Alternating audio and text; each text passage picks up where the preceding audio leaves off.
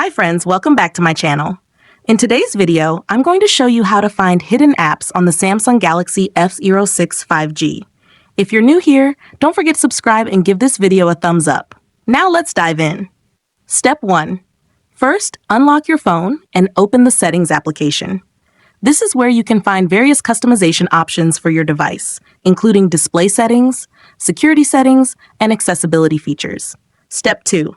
Now, locate the search icon in the top right corner and tap on it. The search feature makes it much easier to find specific options without having to scroll through multiple menus manually. Step 3. In the search bar, type Hide Apps on Home and App Screens and wait for the search results to load. This option helps you manage which apps appear on your home screen and app drawer.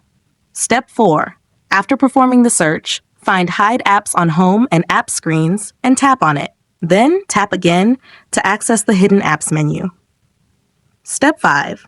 For the last and most important step, you'll see a list of all hidden apps. To unhide an app, tap on the app and then select Done. The app will instantly reappear on your home screen or app drawer.